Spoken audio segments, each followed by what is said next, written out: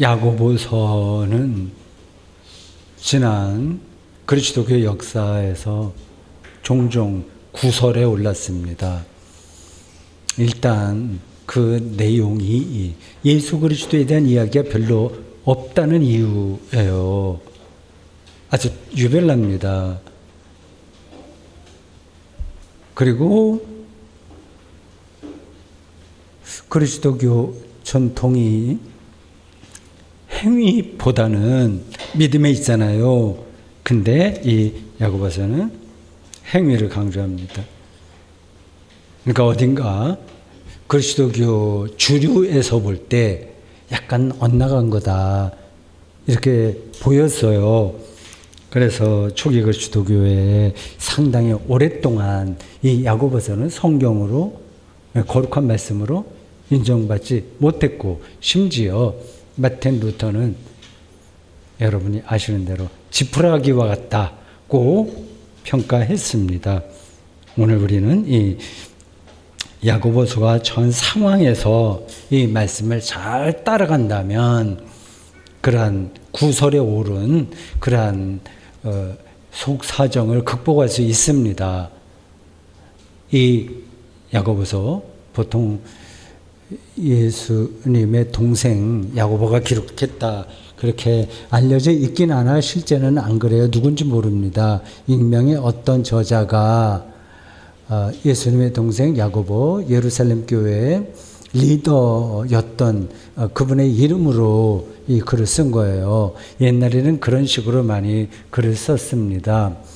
이 사람이 중요하게 생각한 거는 사도 바울에 의해서 그 믿음이 강조된 그 사실을 극단적으로 밀고 나간 어떤 극단주의자들을 배경으로 한 거예요.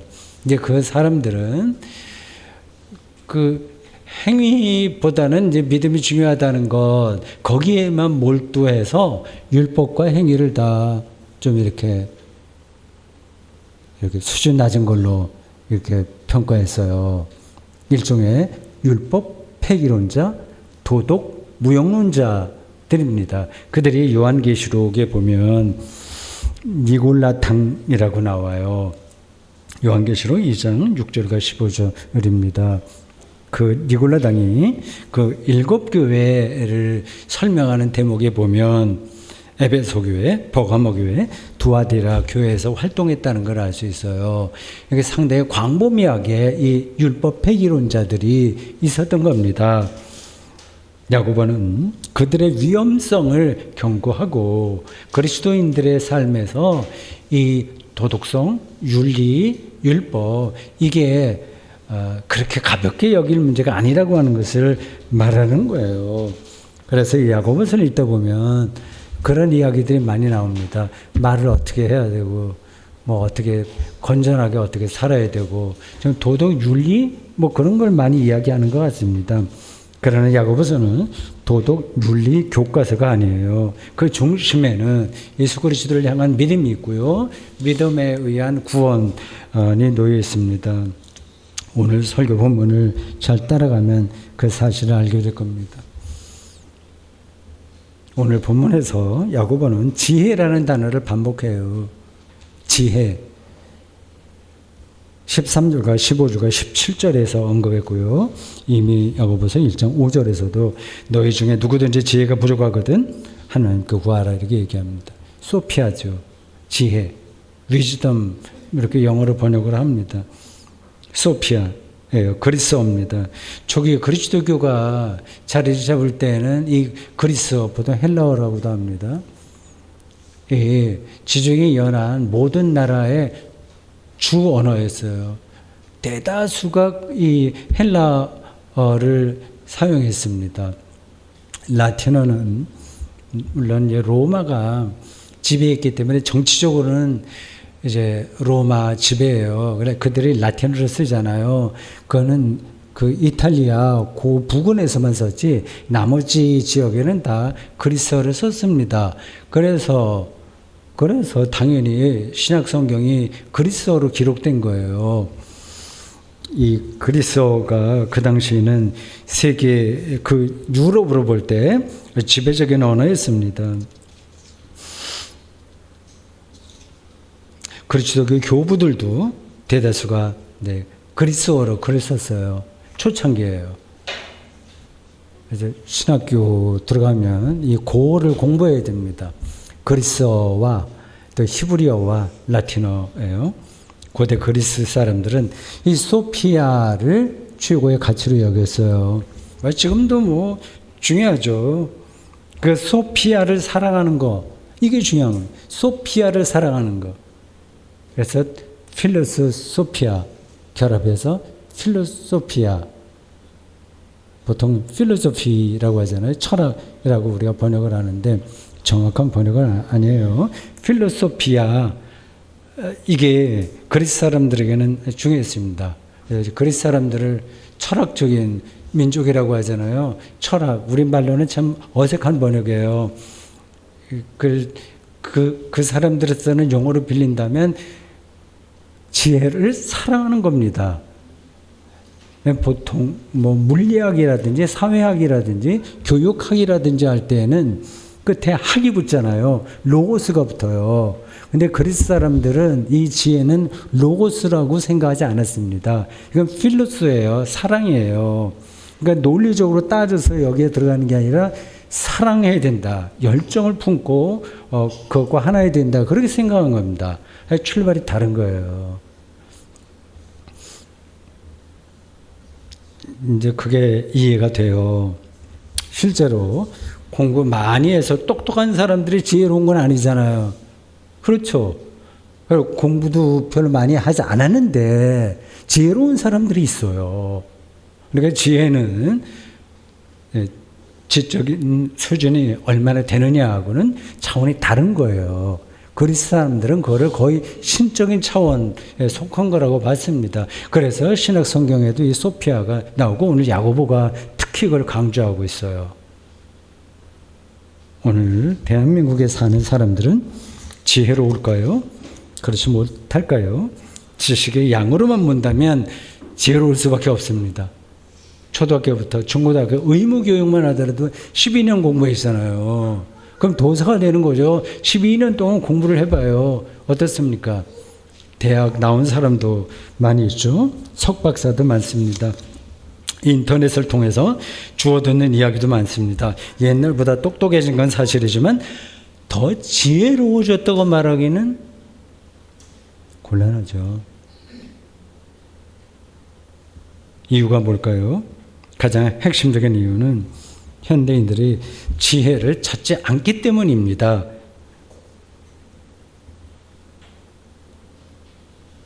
재물을 소유하고 옳고 그름을 따지기만 하고, 따지기는 잘 따지죠. 자기 똑똑하니까.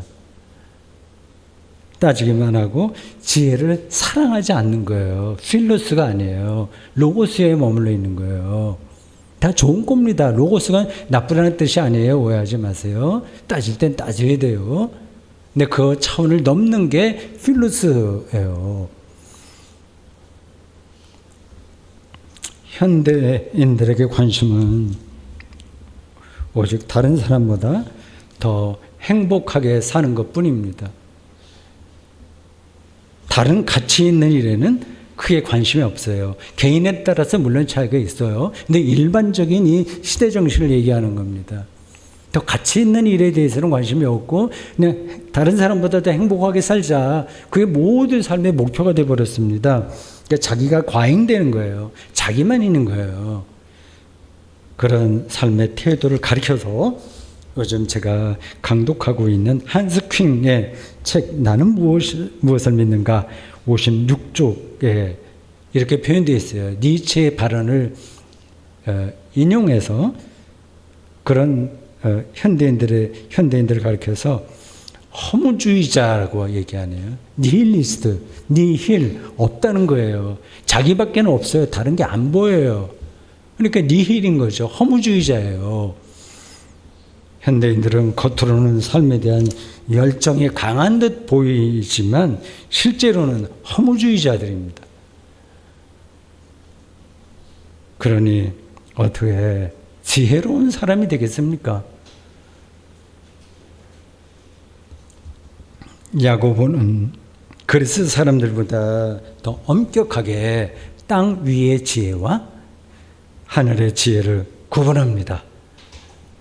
15절에 따르면 땅 위의 지혜는 정욕의 것이요 귀신의 것이라고 했어요. 좀 종교적인 표현이라서 너무 좀 몰상식하다 이렇게 생각할지 모르겠어요. 뭐 귀신의 것은 무슨 귀신의 것, 뭐 그렇게 생각할 수도 있습니다. 인간이 자신의 욕심을 채우려고 행하는 것이란 뜻이에요. 그런 것들은 땅에 속해요. 땅의 지혜라고 그랬어요. 땅에 있으니까 땅에 사는 사람들에겐 딱 어울리는 거예요. 그러니까 그건 배우지 않아도 저절로 그렇게 삽니다.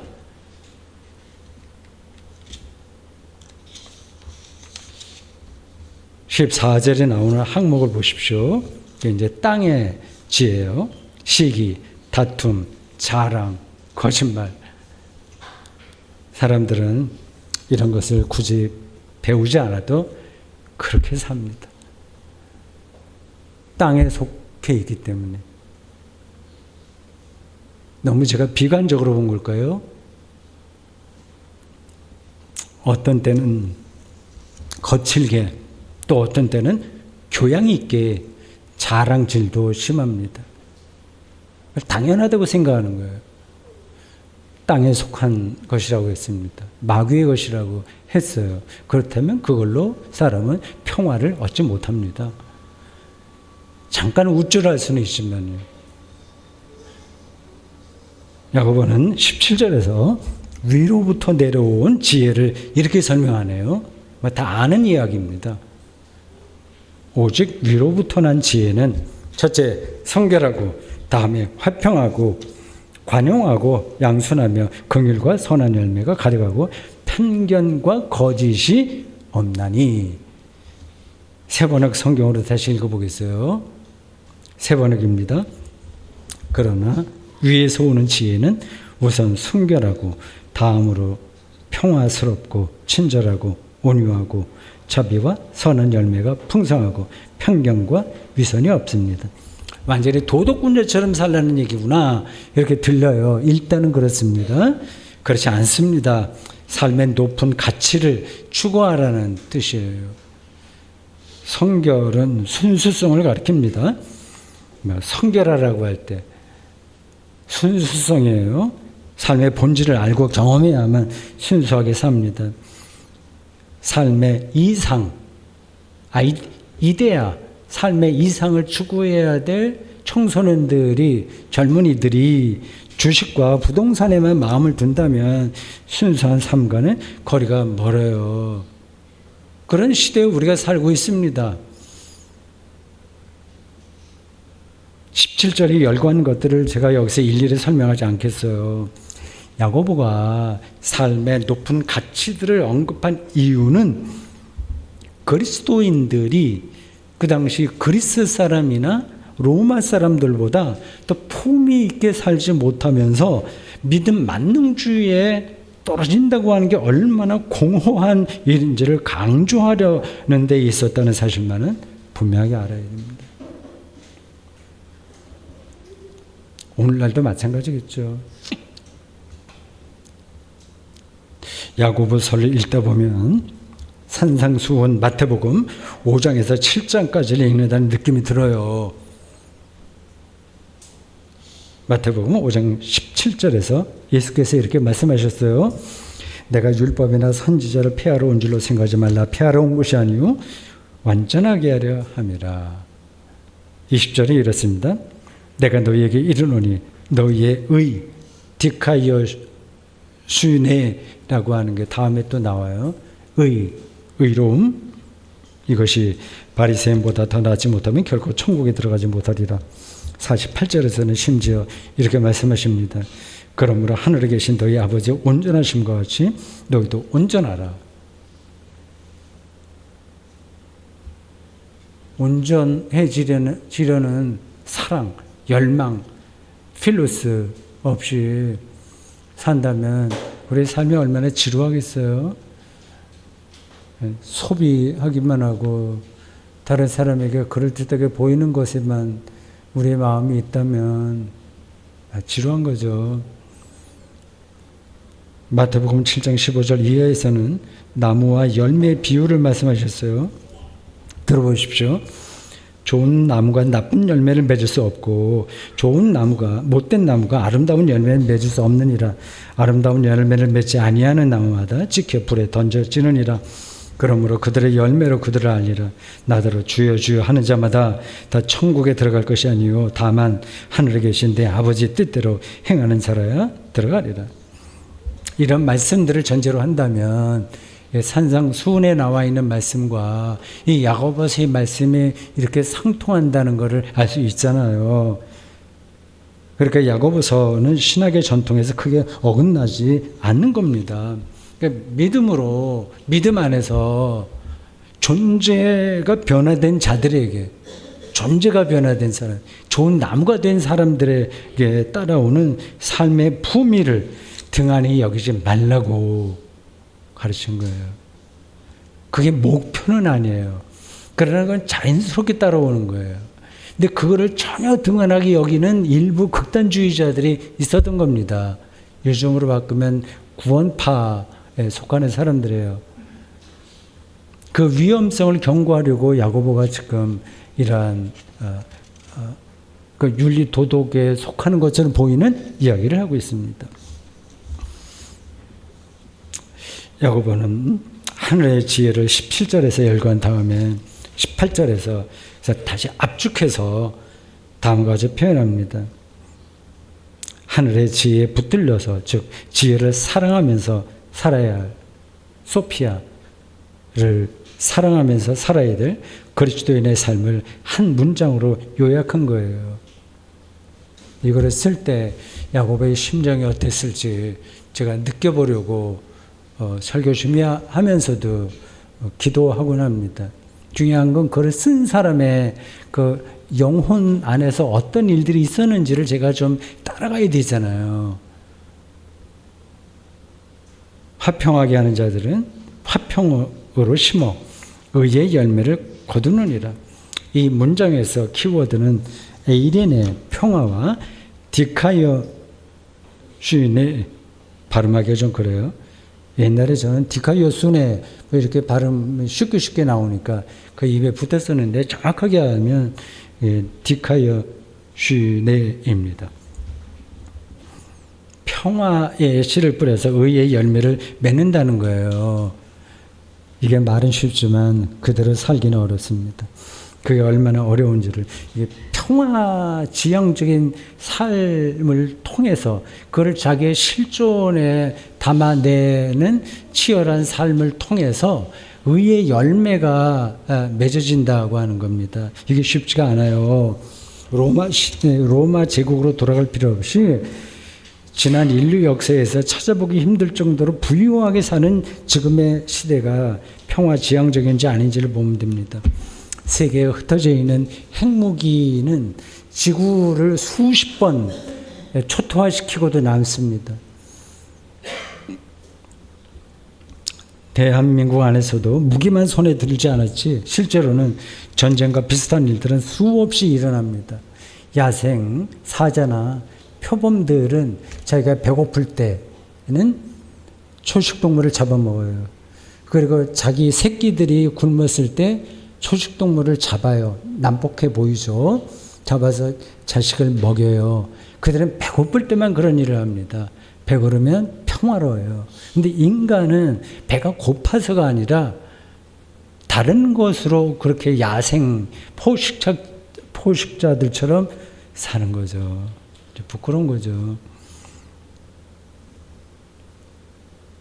그리스도교는 인간 사회에서 평화가 깨진 이유를 하나님과의 평화가 깨졌기 때문이라고 얘기합니다. 더 근원적으로 보는 거예요. 하나님과의 평화가 깨진 걸 가리켜서 하마르티아, 죄라고 합니다.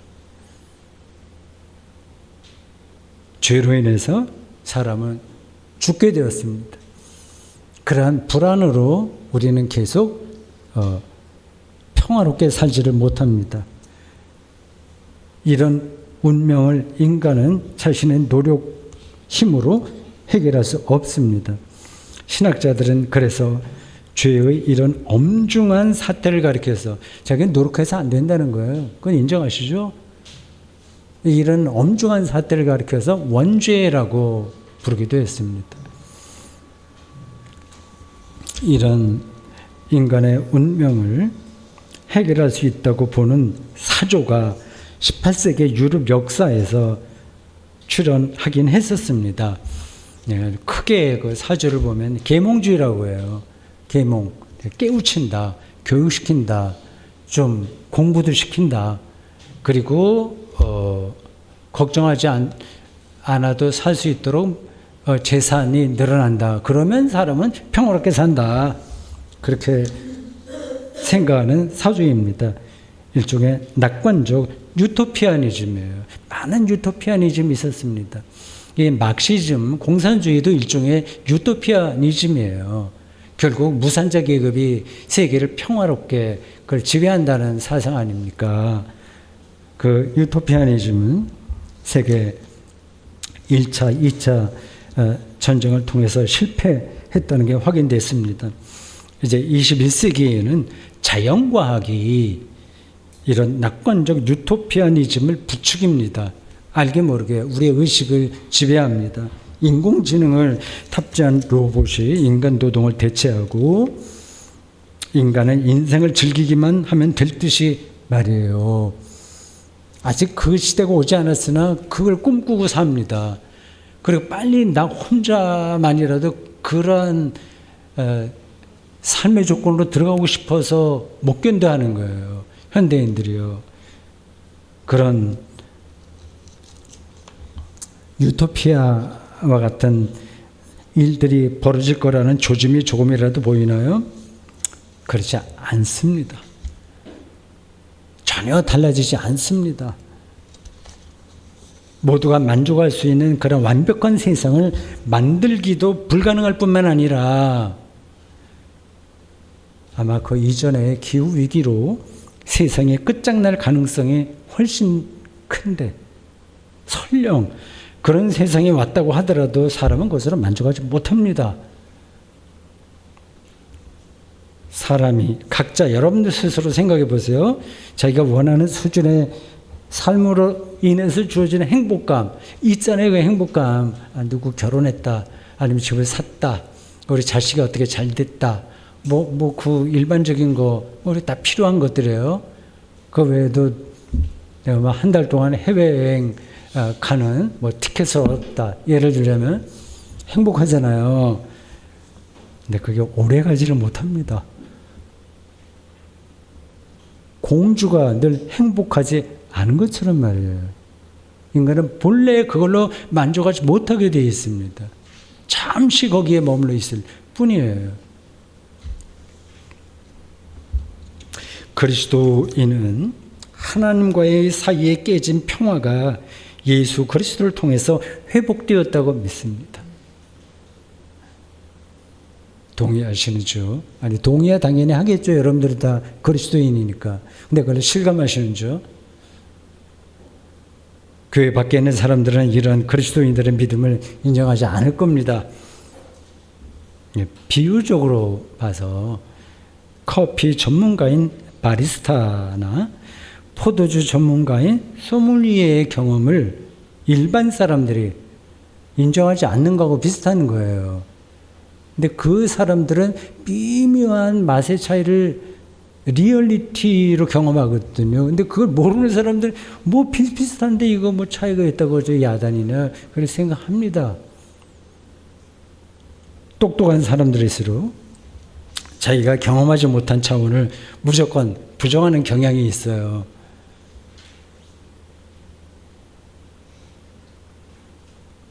우리 그리스도인도 신앙의 깊이를 실제로는 모르면서 무조건 믿는다고 큰 소리 치면 또 곤란하겠죠. 여러분 자신에게 질문해 보세요.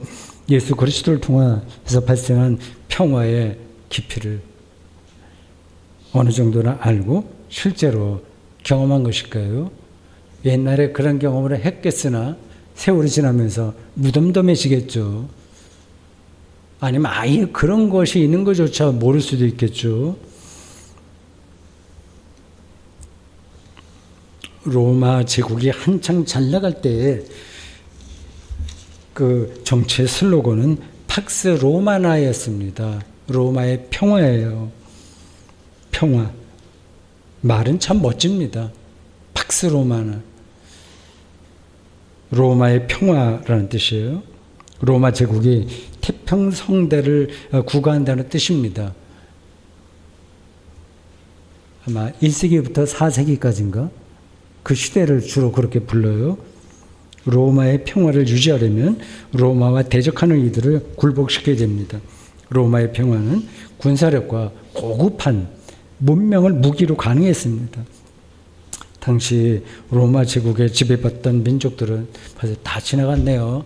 로마 제국 그 초기 그리스도가 시작할 때 지금부터 2000년 전인데 그때 살던 사람들 다 없습니다. 기고만장하던 사람들도 다 사라졌어요. 그 세월이 이렇게 빨리 가버렸네요.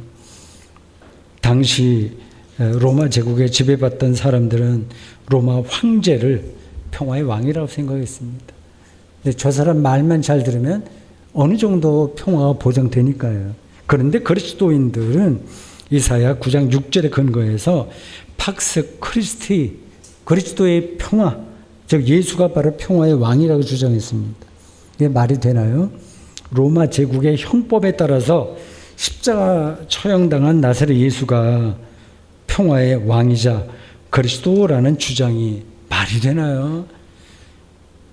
그 주장이 옳다면 로마 황제는 평화의 왕이 될 수 없습니다. 오늘날 정치 지도자와 경제 지도자가 우리에게 평화를 제공하지 못하는 것처럼 말입니다. 제자들과 초기 그리스도인들이 예수를 평화의 왕이라고 생각한 근거는 예수 그리스도를 통해서 생명을 얻었다는 데 있습니다. 지금부터 설교 거의 막바지 후반인데 너무 이제 딱딱한 이야기라서 해야 될까 말아야 될까 좀 망설이긴 했습니다. 그래도 해야 되겠죠. 딱딱한 음식이라도 일단 해봐야 되겠죠. 우리가 그리스도 교리를 말로는 해요. 예수를 믿음으로 뭐 의로워졌다. 우리가 죄와 죽음에서 해방됐다. 예수가 평화의 왕이다. 이런 말을 하는데 그게 어떤 사태인지는 잘 모르고 무조건 그렇게 말을 합니다. 그게 어떤 건지를 제가 조금 설명해 보려고 하는 거예요. 저도 뭐 다 아는 게 아닙니다. 여기서 핵심은 생명을 얻었다는 데 있는 겁니다. 생명을 얻은 사람에게는 하나님과 사람 사이에 맡겼던 담이 없어진 거예요. 담이 없어졌으니까 하나님과 평화가 회복된 겁니다. 이 평화롭게 살지 못하는 이유가 하나님과의 관계가 깨졌기 때문이라고 앞에서 말씀드렸어요. 기독교의 가장 기본적인 교리예요. 그러니까 이 평화를 잃어버린 인간 삶의 근원을 더 존재론적으로 성서가 말하고 있는 겁니다. 하나님과의 관계가 깨진 거예요. 그게 죄라고 그랬어요. 담이에요. 소통이 안 돼요. 그 예수 그리스도를 통해서 그게 극복되었다고 하는 겁니다. 마치 사이가 나빠서 이혼하려고 별거 중이던 부부가 다시 사랑을 회복한 것처럼 말입니다. 문제는 예수 그리스도를 통해서 얻은 생명이 우리들에게 실감되지 않는다는 데 있습니다. 왜 그럴까요? 우리는 생명을 너무 단순하게만 생각합니다. 그리고 어떤 선입견에 빠져 있는 거예요. 다른 사람보다 더 건강하고 더 행복하고 더 잘 살아야 된다는 그런 선입관에 딱 묶여 있어요. 근데 그렇게 살아봤자 그렇지 못한 사람과 큰 차이가 없다는 거 아시죠? 차이가 없는데도 그걸 절대적으로 생각하는 거예요. 마치 30명 모이는 교회에서 목회하던 목사나 3,000명 아니면 3만 명 모이는 교회에서 목회하는 목사나 예수 그리스도의 사랑 안에서는 아무 차이가 없는데 그게 절대적인 것처럼 생각하면서 사는 거 아니겠습니까? 물론 여기서 전제되는 것은 예수 그리스도의 사랑이에요. 생명 경험이죠. 도대체 예수 그리스도를 통해서 생명을 얻었다는 게 무슨 뜻일까요? 또 그걸 어떻게 알 수 있으며 어떻게 확신하면서 우리 인생을 살아갈 수 있을까요? 그것도 없다면 뭐하러 이렇게 기독교 신앙생활을 합니까? 시간 내고 헌금도 하고 여러 가지 수고 봉사도 하고 왜 이렇게 합니까? 그리스도 안에서 얻은 생명을 저희가 확실하게 알지 못한다면 말이죠. 제자들과 초기 그리스도인들은 이제 그들에게 제자들과 초기 그리스도인들이에요. 그들이 중요해요. 우리는 예수님을 직접 만나지 못했어요. 그들을 통해서 만나는 거예요. 그래서 그들의 신앙 고백이 중요한 거예요. 그들의 경험이 중요한 거예요. 제자들과 초기 그리스도인들에게 예수님은 살아있는 자였습니다. 지금 말이 이상하죠. 사람 다 죽어요. 예수님도 죽었어요. 30대 초반에 죽었어요. 그런데 그가 죽은 자 가운데서 다시 살아났으며 지금도 살아있다는 겁니다. 제자들이 그렇게 말을 하고 있어요. 그렇게 경험한 거예요. 이게 진짜예요? 거짓말이에요? 허상을 본 거예요? 뭐예요? 당시 사람들은 이 제자들의 주장을 어느 도단이다. 저건 괴담이야. 이렇게 생각했습니다. 지금도 교회 밖에 있는 사람들은 그리스도인들의 이 부활신앙을 이렇게 냉소적으로 봅니다. 그래서 그걸 그리스도인들도 잘 말을 못해요. 안 해요. 우리는 그들에게 무엇이라고 대답할 수 있을까요? 예수 부활의 실체는 뭘까요? 이 문제에서 핵심은 인간의 삶을 파괴하는 죄와 죽음이 예수 그리스도의 운명에서 극복되었다는 사실입니다. 그의 오심, 그의 하나님 나라 선포, 그의 치유와 치병, 그의 십자가 죽음과 죽은 자 가운데서의 다시 살아나심이라는 그의 운명 전체는 제자들에게 죄와 죽음으로부터의 해방을 경험하게 했습니다. 자유로워진 거죠. 그 어떤 것도 두려워하지 않게 된 거죠. 그런 경험이 분명했기에 순교가 가능했던 거예요. 여러분들은 그 실감이 안 될 수도 있어요. 근데 그 제자들과 초기 그리스도인들에게는 그것이 리얼하게 경험된 거예요. 그래서 산티아고 거기까지 가서 순교도 하고 도마 같은 사람 인도에 가서 순교했다고 하는 얘기도 모조리 다 순교했습니다. 제자들은 주는 그리스도시요 살아계신 하나님의 아들이라고 고백할 수 있었습니다. 여기서 말하는 죄와 죽음으로부터의 해방은 곧 생명의 근원이신 하나님과의 화해예요. 그 화해가 곧 평화의 토대입니다. 야고보는 18절에서 평화를 심어서 의로움의 열매를 거둔다고 말했습니다. 이 의로움의 열매는 곧 17절에 열거된 하늘의 지혜입니다. 그것은 하늘의 지혜이기에 하나님께서 선물을 주셔야만 우리 일상에서 현실이 됩니다. 우리는 억지로 성결하게 살거나 억지로 평화롭게 살거나 억지로 관용하거나 억지로 양순하거나 억지로 긍휼할 수 없어요. 예수 그리스도를 통해서 생명을 얻음으로써 즉 죄와 죽음의 두려움에서 벗어남으로써 하나님과의 진정한 평화 가운데서 일상을 시열하게 살아갈 때 의로움의 열매, 즉 품격 높은 삶의 열매를 거둘 수 있습니다. 만약 그리스도인들에게 이런 의의 열매, 디카에오 슈네가 없다면 그 믿음은 공허한 겁니다. 위선일지도 몰라요. 그런 값싼 믿음을 야고보는 죽은 것이라고 일갈했습니다.